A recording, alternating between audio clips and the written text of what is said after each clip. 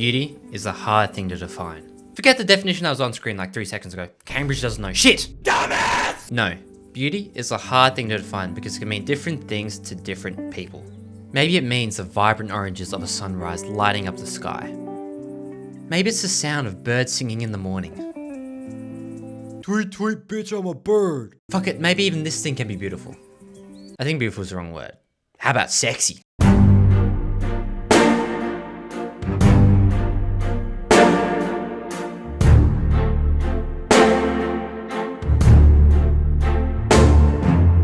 For me, when I think of the word beautiful, I think of my amazing and incredible girlfriend. I am saying this out of my own volition and not being held at gunpoint.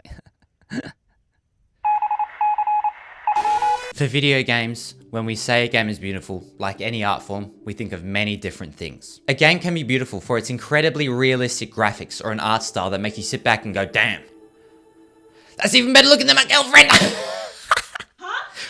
What? It can be beautiful for its score or writing that makes you feel feelings you've never felt before. Its gameplay can also be beautiful. I mean, are you seeing this? Seeing this shit?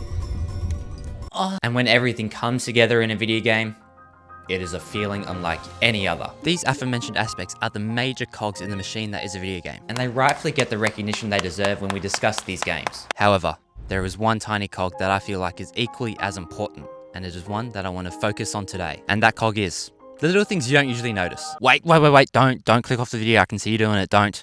Trust me, I know where I'm going with this, I think. Developers strive to make a game that fully engrosses and engages the player. And that means a lot of focus goes towards those aforementioned massive cogs because that's what the majority of players will notice. But it's the little things that really holds these games together. They're the glue to these games, and I feel like they really enhance our experience, even if we don't notice them. Now, why am I talking about this? Well, there's two major factors that have been driving my obsession with this line of thinking. One of them is a cinematic masterpiece.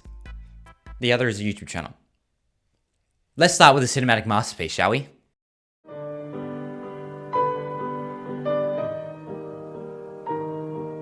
Amelie, or how the French pronounce it. Oh my god, bro. What? Is a 2001 French film directed by Jean-Pierre Jeunet. Jean-Pierre Jeunet. Oh, I'm French. I come from France. And written by himself and Guillaume. Laurent. The film centers on Amelie. Whoa, crazy, I know, right? And her life living in North Paris. Now, this may sound like the basis of an incredibly boring and basic movie. I'm French. I smoke cigarettes, eat croissants, and chop king's heads off. Viva la revolution! But it is one of the most unique films I have ever seen. There's this energy to the film unlike anything else. And that is driven by Amelie's bright personality, vivid imagination, and appreciation of the little things. Every character you meet in the film is introduced showing the viewer something seemingly insignificant that they love. Whether that's sticking the hand in grains, popping bubble wrap, cracking open a creme brulee with a spoon, or skipping stones down a small river. It's these actions that form the main theme of the movie. It's the little things in life that matter. So often, filmers focus on these grandiose ideas like saving the world, falling in love, or fucking eating people's poop. That's a Human Centipede joke. I do not eat shit. Apart from my girlfriend's cooking! They tend to brush over the little intricacies of life. And sometimes life in general can make you feel like that as it rushes you through goal after goal at breakneck speed. Oh, what's that? You just turned 18? Boom, get a full-time job. Boom, make some money. Boom, get a house. Boom, get married. Boom, have kids. Boom, next thing you know, you're 70 years old. It feels like there's no time to stop and appreciate the little things in life. But, like Amelie so poignantly pointed out, But as Amelie so poignantly pointed out, it is important you do so, because that's where a lot of enjoyment and beauty can be found. Honestly guys, I don't know if what I said in the previous 5 minutes made any fucking sense, so if it didn't, let me know and I'll stop the video now. Basically what I'm trying to say is with how fast-paced life can be, it's important you pay attention to the little things. But how does this correlate to video games? I don't know, bro, you tell me! Just kidding, I'll tell you. Well, whilst playing them, video games push you through checkpoint after checkpoint until you eventually finish the game. Sort of like how life does. These checkpoints can range from being as simple as finishing the level or defeating all the enemies, to being as grandiose and all-encompassing as finding the cure for a zombie apocalypse, stopping the extinction of all life, and Defeating all the enemies. Okay, there's a lot of defeating enemies. No matter the goal, video games move you through these checkpoints very quickly. I mean, as they should. The whole point of a game is to make you have fun. But what if instead of doing what the game wants, we stop, slow down, and essentially take in the sights of these virtual worlds? What do we notice now? I think you know where I'm going with this. That's right, it's the little things. And that's where this YouTube channel comes into play.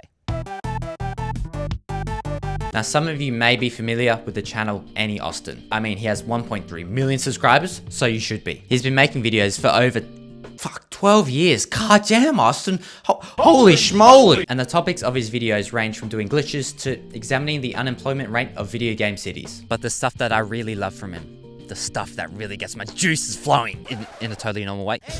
Okay, Austin, I promise I'm not a weirdo. Okay, I'm a cool dude. Hopefully, is his videos on the little things. GTA 5 street signs, Red Dead 2's power lines, Tears of the Kingdom's woodworking, Starfield's pipes, his series of unremarkable and odd places in video games, and probably most famously, his series on lakes and water, like this shit, okay, you see? Lakes.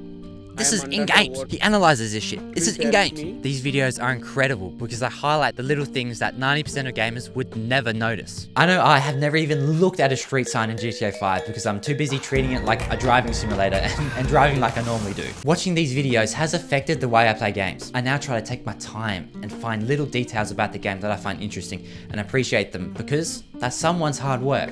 And that's the true beauty of video games. Every single thing in a video game was made by somebody, solely so you have a good time. Whether you notice that thing or not. It was somebody's job to model and texture those street signs of GTA 5, and not just normal signs, but how the signs look when they get shot, exploded, run over, etc. Then it was someone else's job to decide where to put them in the game, to add collision bodies and physics systems to those signs. Then it was someone else's job to come up with what they sound like when they get shot, exploded, run over, etc. All this hard work for something that, like I said earlier, 90% of gamers will never notice. And they don't get any recognition for their hard work. Do you think people come up to them on the street and be like, oh my god, wait, are you the 3D modeler for the street signs in GTA 5? Sign my titties, please! They do it for the love of the game, literally. And that's what's beautiful about it. People came up with and wrote not thousands, but hundreds of books for Skyrim, knowing that a lot of gamers, me included, will never read them. Bruh, I ain't reading no book. The only thing I read is my wife's divorce papers. She took the kids.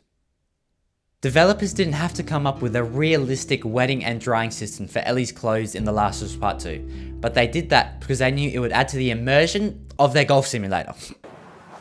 Hell, developers didn't need to add realistic horse balls that shrink in the cold to Red Dead 2, but they did because, I mean, I guess they kind of had to. I know if I had the opportunity to say that I made horse balls for a video game, I would not pass that up. People made these little things for you, essentially.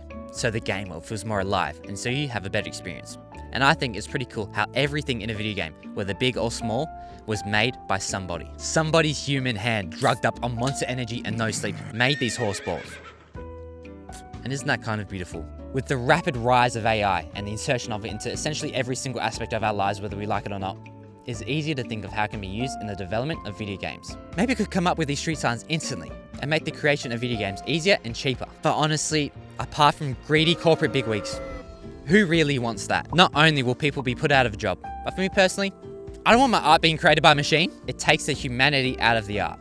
And isn't that what art is about? Humans creating something for other humans to appreciate and enjoy? As Danny Gonzalez so eloquently put it, I am wholeheartedly for the increased accessibility of creative tools that help you take matters into your own hands. But at a certain point, if the tool is just doing everything for you, you are not an artist. You just described what you wanted to make and asked a computer to make it for you. behind every single one of your favorite video games is countless talented, hardworking creators who love making video games that will never get the recognition they deserve because they didn't do the big cool thing like direct or create the game. But it doesn't matter how small of a thing they made.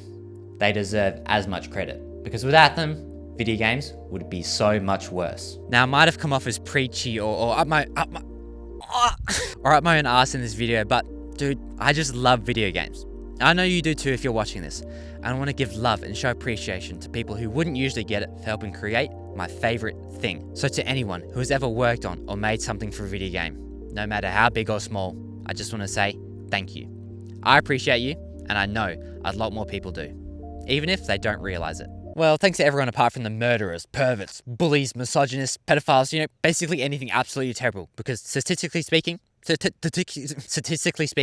there is someone who has done those things. So to them, I say, fuck you. You should be as cool as the person who made these horse balls, bro.